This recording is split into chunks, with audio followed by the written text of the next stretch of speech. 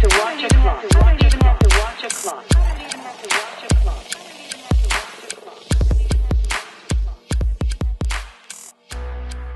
Hello, everyone. Welcome to Bold Moves with Mandy Bryce. I am your host. Of course, my name is Mandy Bryce, and I am so excited to welcome you to episode number 105. Actually, I'm going to be mathematically correct and say episode 105 because that's the correct way to say it. And I was a math teacher for 6 years, and I have no business pronouncing that incorrectly. Anyway, today I chatted with somebody who also had a different career from now and a different career when she was a little girl. Steph Lagana always dreamt of being a super secret assassin going around the world finding bad people and ending their lives. But now she's doing something that is pretty much the opposite of it. So stay tuned and listen to the amazing story of Steph. And let me just tell you, I know I say this a couple times during the podcast, but speaking with her was just really a treat. And so I hope you enjoy it as well. I found it very calming as well as very fun. So hopefully that's what you'll think about this podcast episode. All right, without any further ado, here is Steph. All right, hello everyone. Welcome to the Bold Moves podcast. I have another wonderful guest. I was just telling her that before we started recording, in the 5 minutes we've been chatting, I already felt calmed by her energy. So I'm excited to share her story with you. And maybe if you're stressed, you'll feel calmed a little bit by our guest, Steph Lagana. Welcome to the show, Steph. Thank you. I'm very excited to be here, my dear. I'm so happy you are. So now, of course, you know that the show is called Bold Moves, and you wouldn't be on here if you hadn't made some of your own. So why don't you tell us a little bit about your story and the bold moves you've taken in the course of your life so far? Yeah. And I love that I get to start by grounding you. I think that's such a wonderful place to be in because as much as I feel like I've taken a lot of bold moves in my life, I've really just tried to be a soft space to land and also to just bring the peace wherever I go. Love that. It's working for me so far. I appreciate it. Excellent. My master plan. When I was younger, I think probably like the 11 through 13 range, I was super confident that I was just going to grow up and I was going to be a super secret squirrel and be a ninja assassin and travel the world and find horrible people and kill them. And I swear, I thought that this was like the perfect career move. And so as I got older, I actually implemented part one of the plan, which was get hired by the government. And part two never materialized. And that's probably for the best because I am so incredibly clumsy. I could probably be a danger to people in a communal kitchen. Really, it's that bad. Yeah, it's pretty intense. Don't get me around glassware. It's terrible.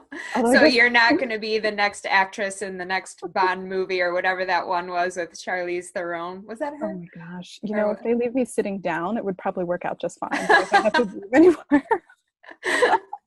it's an absolute disaster.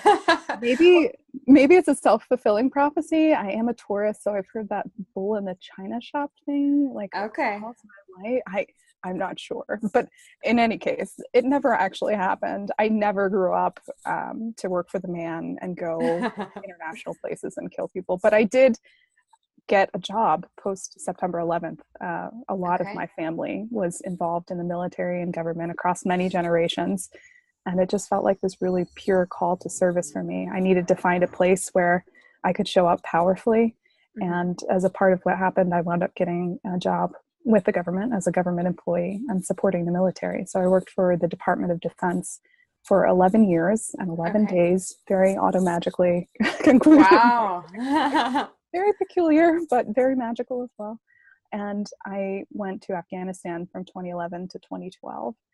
So I was continuously volunteering myself, trying to be of even greater service and also find these out-of-body experiences. Like I wanted to see what the world was like from other people's eyes. And so I volunteered in non-traditional ways for different assignments and found myself in the wilds of Nebraska and then the wilds of Afghanistan, all different sorts of places. That's quite the contrast there. And do you promise that in Afghanistan you weren't off killing people secretly and you're just covering it up now? I, I I promise I was not. Okay. Actually, I told one of my good friends who was not familiar at all with the military, with the life of government work. If you're in the Washington D.C. area, if you're in the Mid Atlantic, it's everywhere. Yeah. Coming to California has been really illuminating for me because I feel like the East Coast has the war industry and the West Coast has the movie industry. It's like everyone here is connected with it. I find it absolutely fascinating. Sure. Um, yeah. So no, not off in the wilds of Afghanistan. I told someone that the deployment really ended. I was there for 6 months. Okay. The deployment emotionally and psychologically ended the day that I found a place on the base where I was in southern Afghanistan that served barbecue wings. It was like, okay, I can make anything work. And they had food for sale there. So I was able to indulge in a few buffalo wings while I was gone, which was the most surreal experience, I have to tell you. So I came back from Afghanistan, 6 months of working anywhere between 12 and 20-hour days. And yeah, in a dangerous environment. I was in Kandahar, which is in the south in the desert, very austere place, not the beauty of the north, because Afghanistan is very beautiful. And it was attacked by rockets really frequently, almost every day. And the rocket attack alarm would go off and you would need to get on the ground to take cover and then go to a shelter. And so I did that for 6 months, and it was all day, every day, and at night. I swear up and down when I tell people this story that I didn't sleep for the first 4 days because I was waiting for the rocket attack to happen. Yeah. Everyone told me, because I flew in to Kabul and then took other flights, did other transportation, not too super secret squirrel, and went down south. But what I had been told by people was, you're going to be okay, and just wait for that first one. Once you get through that first one, you're going to be all right, because you're going to see how it goes. Sure. And I don't think I slept those first 4 days waiting for it. It was incredible. Well, if you're working 12 to 20-hour days, it sounds like you didn't sleep too much Yeah. after those first 4 days either. I know. Yeah. Yeah. And it's so strange because I'm such, like, if sleep had a fan club, like one of those entourage shows, I would probably be the first person in line. I love to sleep. I am so like the number one fan. It's so good for you. Yeah.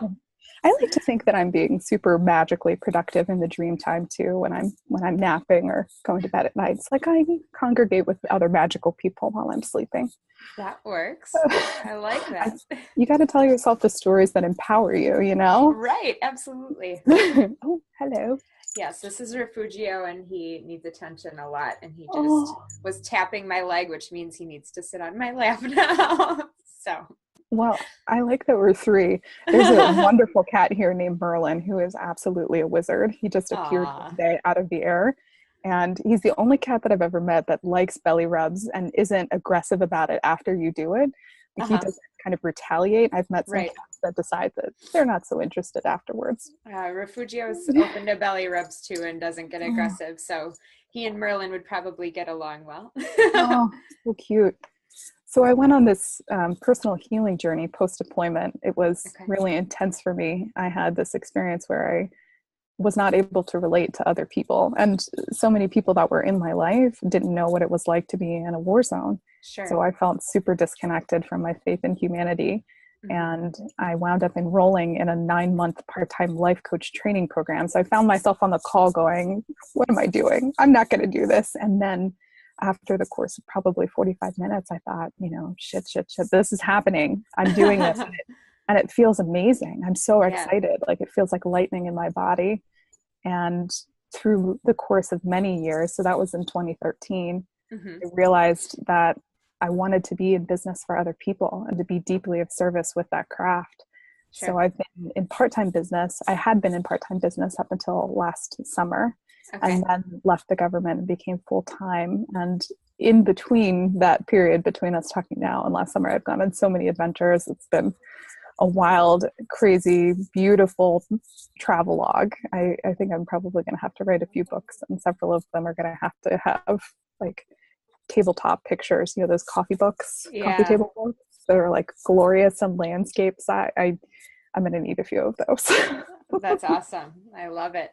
So one thing that stands out to me about your story, that I would like to understand better is you said that when you got back from your deployment, you felt really disconnected from everyone. And then the next thing you said was that you signed up to become a life coach, right? To become trained as Yeah. one.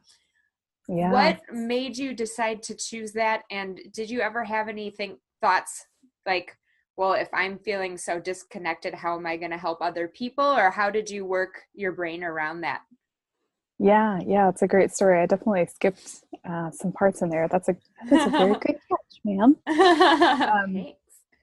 so it was hard for me to come back from this experience and connect with people in a way that felt authentic and real. And I would think a part of it was just that I was not in my body for so much of the time that I was gone. I was disassociated from my body. I was protecting myself.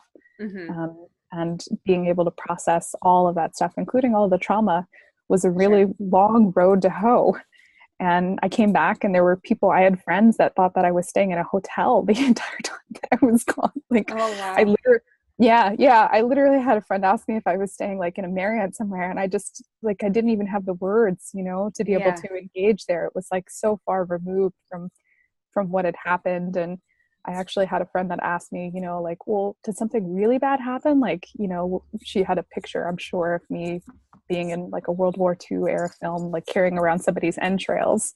Right. And so it's hard. I apologize if anybody's watching this second time. But it's hard to imagine if you aren't in that sort of chronic trauma, what it's like. I got back after the 6-month deployment, and there was a commercial that played on TV. And the first 5 seconds of this commercial sounded exactly like the alarm that went off in advance of every rocket. So they had a radar system, and that was how everyone was warned that there was incoming fire. Right. So I had been through 6 months of listening to this sound that was the trigger for danger. You need to hide. You need to protect yourself, get behind some concrete barriers. And then I came back home and I was listening to the TV. I think I might have been in the kitchen. And the first time I heard it, my reaction was to get on the ground and then look for shelter, because that was what we did. And that was what my body was practiced at doing. That was the way that I was supported, was my instincts tuned to that experience. So I came back and, there are people that are asking me what happened. And it's hard to explain. It's really hard to explain. And then, there are other elements of the experience too that are difficult to talk about, because it feels a bit like you're pointing fingers, and some of the fingers aren't kind to be pointed. Like the sexual assault rate in theater was something hovering above 30%. That's what I was told before I went. And I thought, oh my God, I'm going to be on a military base, and then I need to worry about the people walking around. Right. It's not just the people that we're fighting against. The enemies, right. Yeah. So it was just so many different experiences. It was kind of like the Gordian knot, that got tangled up. It's like so big. It's my size. How do I even begin to untangle this? And the way that I was able to move through that was through this life coach training. And it was completely divinely driven. There's no way that I could have made this work if I had planned it. Like it's, there's no way. Yeah. And what happened was I found this book from this woman. She was an author that I was familiar with. She had written a book that I had read a few years back in the maybe early 2000s, mid 2000s. Her name is Martha Beck. And I felt so drawn to what she was saying, the things that she talked about, the way that she talked about suffering and about it having a purpose. Once you got through the place where you were processing it, the pain actually could serve you. It just felt so important. And it really drew me in. It felt magnetic. And that was the person that I wound up going into coach training with. That was the way that I wound up being led to my coach training journey, because she had this newsletter and she talked about things that just how you just interact with someone who speaks in a way that you can hear. You might have 5 people and they're all saying the same thing at the most basic of level, but they're doing it in different ways. You get to that one person that speaks to you in a way that you can digest it, really assimilate it. Sure. And that was her. And so I was able to go through this coach training after going through this really intensely terrible experience. It was it was awful. I just like think about that sometimes when I'm still and trying to like quiet my mind and just send that version of myself some love and kindness and care. Yeah. She had it really rough. I think that your reaction is very common among veterans that come back from being Yeah. deployed and just don't know how to be quote unquote normal again. And Yeah. I can't even begin to imagine, what that's like. So I'm Yeah. so Well, glad that you were able to make it serve you somehow, as you said. yeah. Yeah, it's wonderful to be able to transmute it, to create that alchemy. I feel really fortunate too because I think as a woman, I have so much more implicit permission to be able to process my emotions Right. and to be able to connect with other people from a place of vulnerability. So I know so many men that have been through this experience too, that it is not a part of their conscious. It's something that they've compartmentalized, and that's what they do. And that's what they feel like they're capable of doing. And I'm not going to push on that. It's not Right. fair for me to try and put my frame on other people, but I feel so grateful. And I also feel so committed. I feel like once you're free, once you feel more free, the responsibility is on you as you can. You have to engage in self-care, but Right. you need to work to free other people. And that's the way that I feel like that's the mission that I'm on, is give people these tools to help them transcend any suffering that they've been through and see Sure. what even more of their purpose is. Use the spiritual x-ray vision to try and find out why and what they can do with it. It's so healing to figure it out. Sure. So would you say that that is your purpose then? Or Yeah. how would you define that right now? Because I know that that's something that can evolve for people who are paying attention to it. Yeah. I like the way you phrase that. Yeah, but I think that is my purpose. It's helping other people see their path in a heroic fashion. The hero's journey from Joseph Campbell, being able to get that altitude in the narrative and say, like, okay, this is what happened. Humans are meaning making machines. I'm going to make something meaningful and positive out of this experience. So definitely that's my meaning. I went through this really intense pain, not just pain, but also suffering, the optional pain on top of it. And Oh, I I like how absolutely, you worded that. I've yeah, never thought of it that way, but that makes yeah, complete sense. yeah. It's such a liberating place to be able to say, like, okay, there's some pain that I'm going to experience that's not optional, whether it's physical pain or emotional pain. It's a part of our operating system, and it's a part of being fluent, like as a human. But Right. then there's a place where it is not it's not required, and I don't like to use the word indulging, but you're indulging yourself. It's excessive. Sort You of, don't have to yeah. go there. Like if you ever meet somebody who tells the same story over and over again and you just want to shake them and go like, that was 6 years ago, come on, you know Sure. get some traction, you can do this.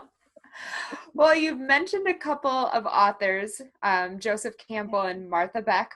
Um, Yeah.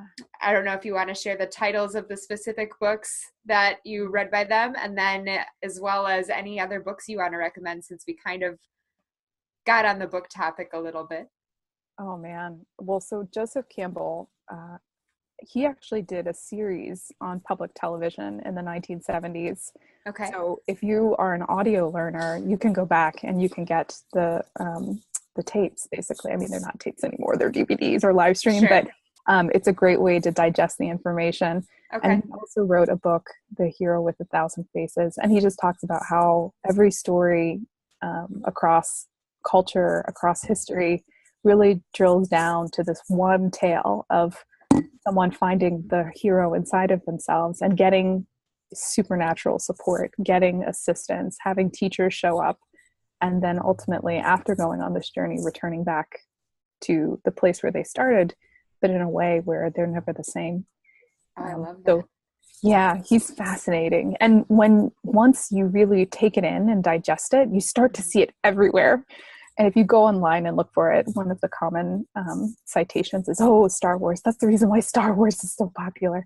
Yeah, I'm a bit of a Ah, sci-fi geek, so I go back and forth on this with the technology. It might be the reason why it was so popular. But regardless, it's fascinating, and it's such an empowering tool that you can use. You don't have to hire anybody else. You don't have to invest in any courses. You can just start to think about yourself day to day. Like, where is your hero's journey? What's the power in what you're doing? There's this great anecdote that Elizabeth Gilbert, who's a writer and a creative, she Eat, uses. Play, Love, right? Yeah, And yeah. Big She's known Magic. for that one. Yeah, yeah. I Okay. love Big Magic. She talks about how, so she shows a picture of herself and she's in Western gear. And so Okay. she has, like the long leather duster coat and she's on a Sure. horse and it all looks very romantic. And what she says is, what it looks like I'm doing is I'm horse wrangling. But what I'm actually doing, so she's taking her own hero's journey. What Yeah. I'm actually doing is I'm taking space in my life where I recognize that my gift is in seeing other people. And I'm starting to cultivate that gift of seeing other people. And this was, I don't know, 20 years ago that there's this picture of her flying out there. But she said it, I read it in the past few years and I was like, haha, this is a woman who knows what her hero's journey is. It was absolutely fantastic. And anything by Martha Beck really is just delicious. Okay. She wrote a book called Finding Your Own North Star. And Okay. that was one of the books that just helped me understand that there was so much possibility potion that was waiting for me if I could just start to see it in that way and start to experiment with a little bit of mixing. Sure. I like that. I love the terminology that you use. It's so fun. Like possibility potion. Me too. I like language being playful, and I think there's a lot to be said for taking things that are conventional and spicing them up with your own personal eccentricity. I I want to, love it. I'm striving to be like one of those really interesting 90-year-old women just now. I love that. That's a great goal. As a 36-year-old, I just want to draw that in now. I don't have the purple hair, but it's only because I haven't felt specifically called to it right now. But Right. think. My husband and I always talk about how, once we get to a certain age, it's going to be like, well, it doesn't matter. No filter. I'm going to have a mohawk. Like, it's going to be great. Oh But my God, a I guess, mohawk. why not now? Something I love crazy. that. I don't know. My mom looks Yeah. really good with no hair. Unfortunately, we found out because she's a cancer survivor. But like Oh, when she did have to lose her hair, I was like, Mom, I kind of feel like you should keep that because you look yeah. really good. Yeah. And Stand she has on. super short hair now, but I'm like, I liked it better when there was none. I can understand it not, feeling feminine or, having it remind you of cancer and not wanting to do that. But I'm like, you pulled off Sinead O'Connor like as well or better than Sinead O'Connor or Whitney Houston or Demi Moore, like any of those ladies who just buzzed it off. I had a former podcast guest who owns a salon in Denver, shaved all of her hair off. I'm like, good for you, Nicole. She said it was super liberating. Wow. Oh man. I can see hair has such power. Yeah. Oh, when I was 13, my mother gave me a perm. It Yeah. was back in the day when Right. when perms were a thing, and I was going through puberty, Mm-hmm. and the perm never left. So now I have like very wavy hair. And Yeah. at the time, I remember feeling like my soul was crushed because I was like, Mom, you made me into a poodle. My poor mother. Like, Aw. right?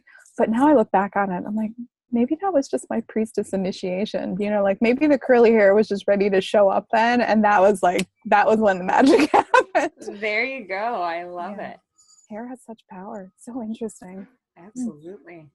So you told us a little bit about the Martha Beck and Joseph Campbell books. Were those the books that you were planning to recommend anyway, or are there others that you'd want to add? Yeah, there are two other books. I mean, I could talk about books all day. That could be like its own Sure. separate. When you start that podcast, invite me on. I'm like as a weekly guest, I'm ready. There's this one amazing book, especially if you need gentleness in your life and just to be able to come back to that place of peace. Sometimes you read a book and you can hear the voice of the person. You're like, oh, this is good.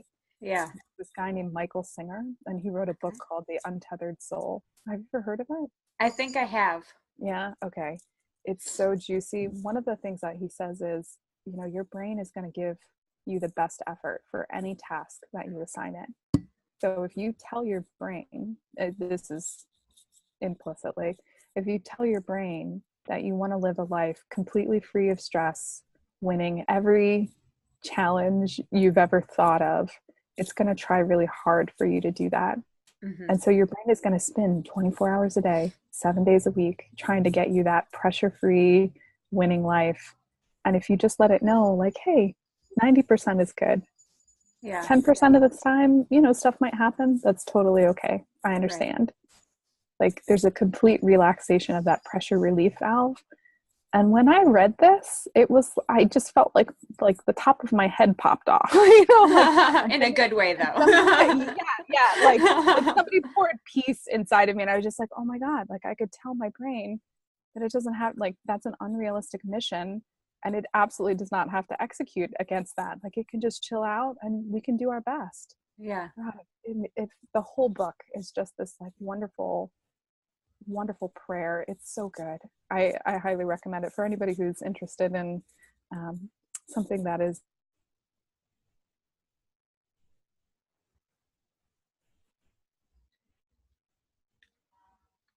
Oh no, I think we're frozen. Oh, okay. Okay. You said back? Yes, we're back. Okay. You said this book for anyone who is interested. You want to start there? Yeah, for anyone who's interested in creativity and bravery, there is a book called The War of Art. Have you heard of that? I have, and someone else has recommended that one too, and I just haven't read it yet. Yeah, but a different really podcast guest did. Yeah, it's by Stephen Pressfield, and I just find it fascinating, this idea. I mean, some similarities with Liz Gilbert and Big Magic, but just this idea that you really can take it on and you can be the conduit for creative things that want to happen. But that in and of itself is its own war, because you need to battle with this resistance that shows up. That felt really true to me when I was reading it. It was like, oh yeah, this guy's totally dialed in. There's something bigger going on here, you know, and you need to suit up. It's like Lord of the Rings. suit up for war against the resistance. You really need to draw in like that creativity and just be ready. It was great. Wow. Now, whenever a book comes up more than once, I'm like, okay, I really need to check it out then if more than one person is telling me that. Oh, yeah. Awesome. Thank you for sharing those recommendations. For sure. So with the idea behind suiting up for war or Lord of the Rings and that kind of idea, or maybe not, I guess, I'm curious about the scariest thing that you've ever done. Was that your experiences in Afghanistan, or has something topped that you're okay sharing? Yeah. I would keep it light and easy and free and just tell you that I am so terrified of heights that it is unnatural. It's just it doesn't make any sense. I think like in a past life, you know, maybe I've been thrown off a cliff or something like that, because it doesn't make any sense. I'm so scared of heights. And I've been ziplining twice because I like to tell fear who's boss, and it's not fear. And so I went the first time in Costa Rica, and I spent about the first 25 minutes crying, just sobbing, like the tears like flowing down. And that was horrifying. And it was part of a package deal. I never travel that way. But at the time, the relationship that I was in, the guy was like, oh, let's go to Costa Rica. And I said, sure. Damn it, if there wasn't ziplining, that was a part of it. And it was horrifying. However, I can't help but notice, but you said it twice. So yeah, I can continue to use the H word. It was horrifying. but there are people that really love it. And then I trained as a life coach, and I decided to intentionally do it again because I don't like fear telling me what to do. So last year, and I think that was at the end of April. Yeah, it was at the end of April, because I left my career with the government in July, the beginning of July.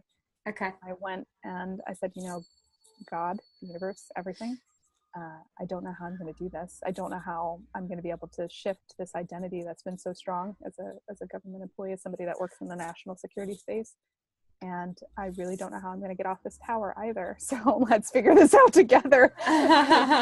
I did the zip lining a second time. I went to Harper's Ferry, West Virginia, which is a gorgeous place and a wonderful space to zip line if you actually like zip lining, which I do.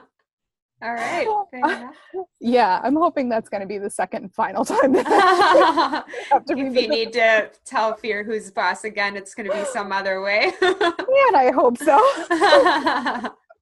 Too funny. So what I usually like to ask to follow that up is, when you're afraid, how do you push past the fear? So I know you just said you sort of spoke to God and the universe and any higher power that will listen to help you get through it. Yeah. And then you also said that the reason for it was to show fear who's boss. So what tips would you give to someone who is facing something scary and needing to push through? That's such a good question. The first coping mechanism that I would offer, which I'm not sure is widely employed, so this could be good new information, is to not go through it until you are going through it. And so I find a lot of people who are afraid of things in advance. Okay. That's a very natural instinct that we have as humans. Yeah. But it also means that you need to go through things multiple times.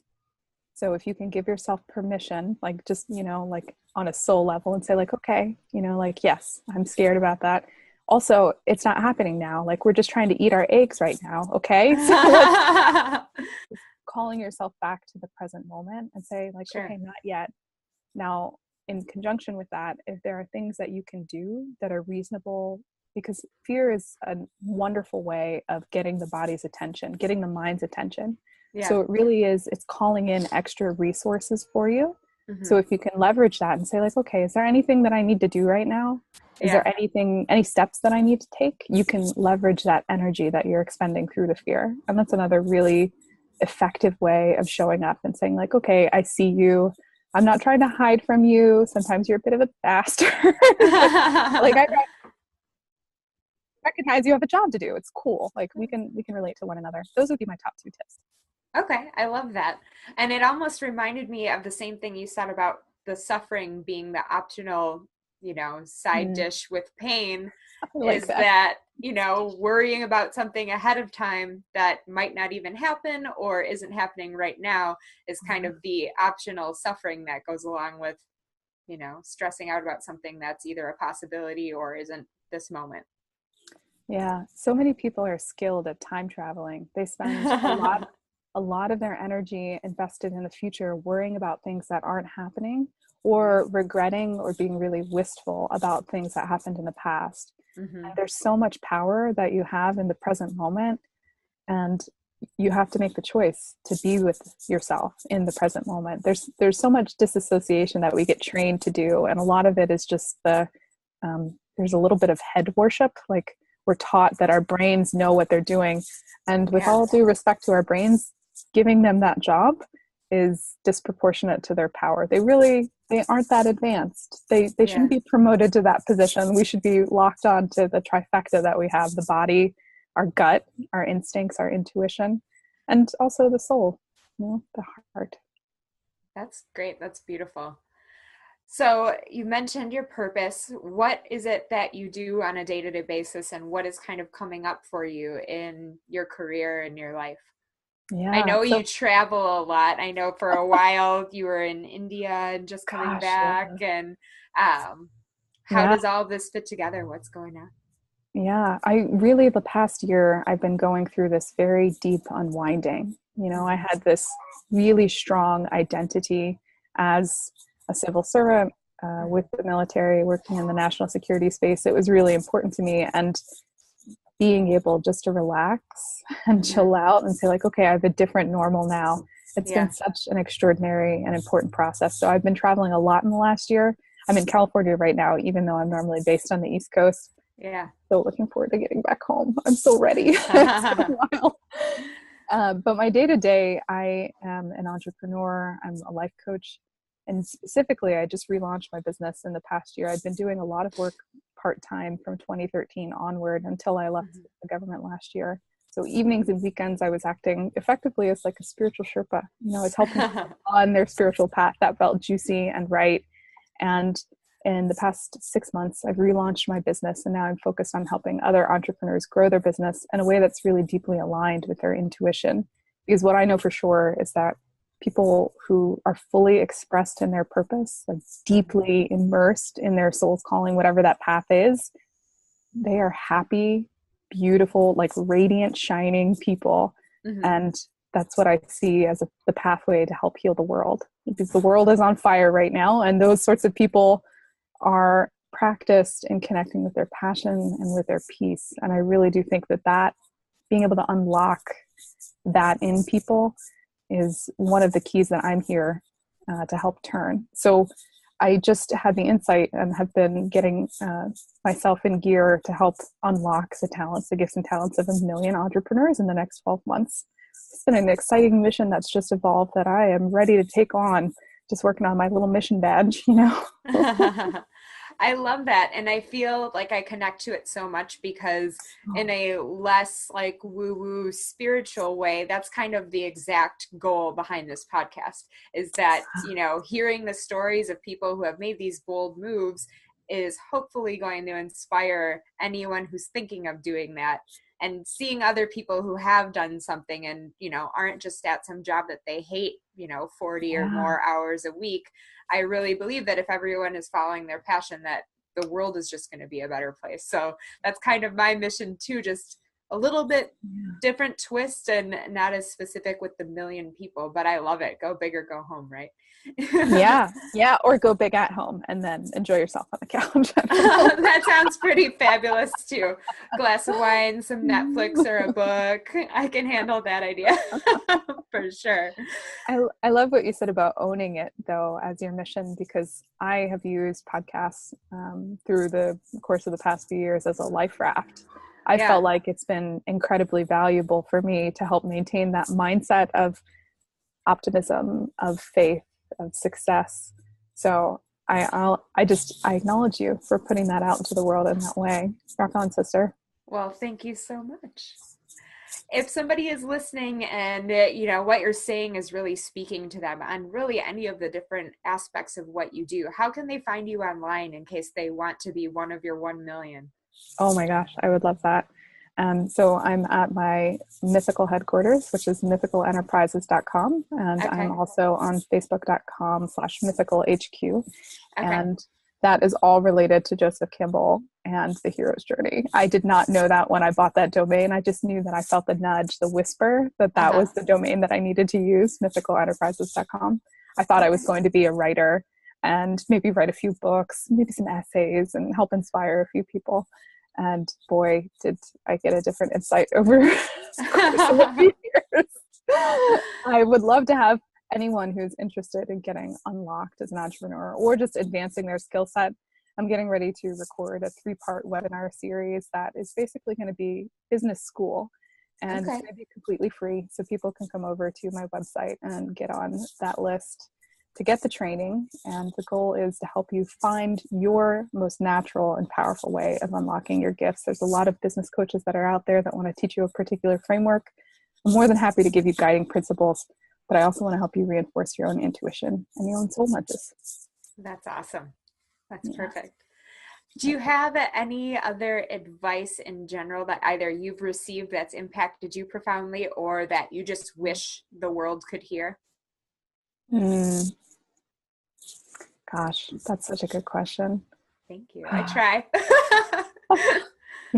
I think the thing that I want to offer people in the moment is just, if you are in a really dark, shadowy place and things are tough, just to give yourself the permission to start fresh every day and allow it to be easy. Like, to be able to look at the situation in the morning light usually provides so much hope and faith. There's just something about being able to wake up and say, like, okay, I'm renewed.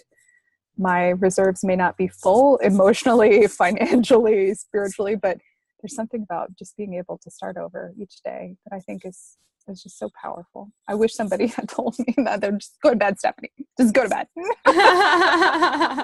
And the number one fan of sleep, you would think that you would have had that in the bag already. That should have been on my folder, first page. Well, better late than never. 36 isn't too bad to be figuring things out.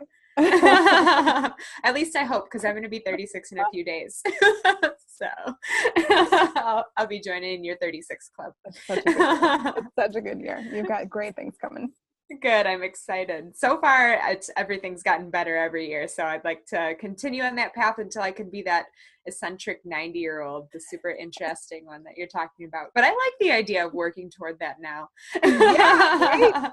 start now and increase your capacity for eccentricity and just fabulous joy.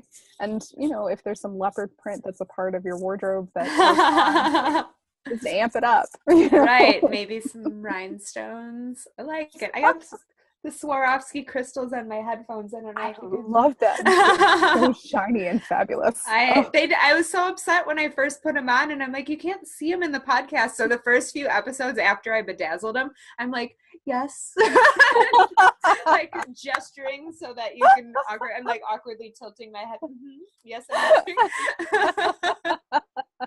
I love it's a work in progress. That's fantastic. Oh, my cheeks hurt. That's a good sign. Well, I always save my favorite question for last just because it's so fun. It's something that I've been asking people even before I had a podcast. And you just said that 36 is amazing. So I think I have a idea of what your answer could possibly be. But if 8-year-old Steph could hold a crystal ball and see Steph now in 2017, on a scale of 1 to 11, how excited would little Steph be for your journey and where you are now and, you know, what the future holds as far as you can see now? 11.3. 11.7. I love that. On the scale. And we're only going up. Yes. I love that. And I so love that you said 11 because when my husband we met in person and then didn't exchange information, but he found me on Facebook. And after we were chatting on Facebook a little bit, and he asked me for my number, but I had sworn that I had already given him my number a long time ago. So he said, like, hey, could I have your phone number? And I said, I gave you my number 11 billion years ago. And so he wrote back, which I thought was so confident and sexy. And he said, 1, I don't have your number. 2, 11 billion is not a number. 3, give me your number. And I was like, oh, all right. We still are not on the same page on whether or not 11 billion is a number, but I am really glad to share with him that I heard 11.7 today, and so I'm not the only one. I'm happy to be on your team. Okay. Team 11.36. Here we are. That's great. Well, it's been such a pleasure chatting with you today from both, you know, what I said at the beginning, getting like the feeling of calm right away and not stressing so much about moving in a few days, as well as now, you know, it's just been really fun. And I appreciate what you're doing in the world. And thank you so much for sharing that with everyone else and then sharing your story and advice and everything with my listeners and I. Yeah, really appreciate it. Pleasure. Thank you, my dear. Happy early birthday and happy early move. Thank you so much. So did you find her calming and find the whole interaction entertaining? I hope you did, because that's, like I said, exactly how I felt. Now, don't forget, if you want to find more information about Steph and her mystical headquarters, you can find that all at the show notes in case you were driving or something. It's www.mandiem.com/episode 105, because like I said, it's the 105th episode of the Bold Moves podcast. Also, of course, please forward this out to any of your friends, especially if they could potentially be one of the 1 in a million people that Steph helps to find their gifts and their passions, and maybe they'll want to get on that 3-part video series that could even already be out now, since we interviewed a couple weeks before the episode airs. So make sure you go to www.mandiem.com/episode 105 to find all of her links and that information. Share it with your friends. Make sure you share it on social media. Make sure you subscribe, because this Friday I have a challenge for you from Steph that, of course, is absolutely fantastic. And another way to kind of give us a hug from afar would be to let iTunes know that you find this show worth listening to. You can do that by leaving a review, preferably a 5-star review for me and for the show, because then iTunes will start suggesting it to people. So please do that. I would really, really appreciate it and love you forever and ever. All right, don't forget, subscribe so you can hear the fabulous challenge on Friday. And as always, be bold and have a sparkly day. Bye-bye.